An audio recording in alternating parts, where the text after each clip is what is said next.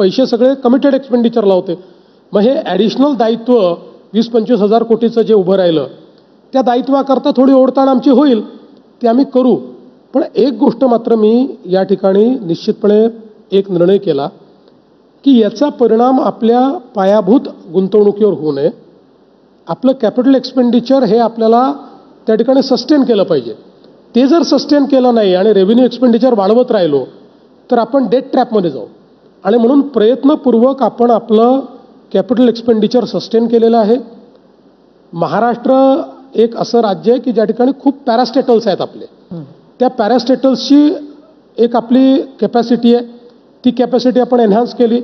नवीन financing options आपण उभे केले आणि कुठल्याही परिस्थितीमध्ये कॅपिटल एक्सपेंडिचर हे कमी न करता आपण त्या ठिकाणी काम करतो. याही वर्षी जेव्हा 2026च्या मार्चमध्ये आम्ही बजेट मांडू त्यास मागच्या वर्षीचा खर्च जेव्हा तुमच्यासमोर येईल तसं एकत्रित महाराष्ट्रामधला जो काही पायाभूत सेवा सुविधांचा खर्च असेल तो अतिशय बॅलन्स्ड असेल. तो कुठेही कमी झालेला आपल्याला त्या ठिकाणी पाहायला मिळणार नाही. तरी देखील कारण तुम्ही संजय शिरसाटांचे पैसे दरवेळेला लाडकी बहिणीसाठी पळवता असा त्यांचा आरोप असतो. नाही, संजय शिरसाटांना मी समजावून सांगितलं अकाउंटिंगची पद्धत काय आहे ते त्यांना पटलेलं आहे. आता चॅनल्सच फक्त दाखवत असतात की बाबा पैसा पळवला. कारण अनेकांना माध्यमामध्ये कशा प्रकारे बजेटिंग होते संपत नाही. पुन्हा एकदा मला तुम्ही संधी दिली आहे म्हणून सांगतो, पुढच्या वेळेस किमान तुम्ही दाखवता की नाही माहीत नाही पण काही लोक दाखवतात तर पुढच्या वेळेस तरी ते बातमी करणार नाही.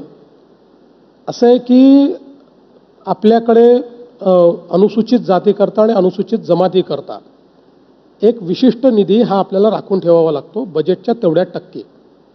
आणि जेवढ्या वैयक्तिक लाभाच्या SC आणि STच्या योजना आहेत त्या योजना त्यातनं करायच्या आहेत. त्याच्याकरता तो निधी राखून ठेवायचा आहे.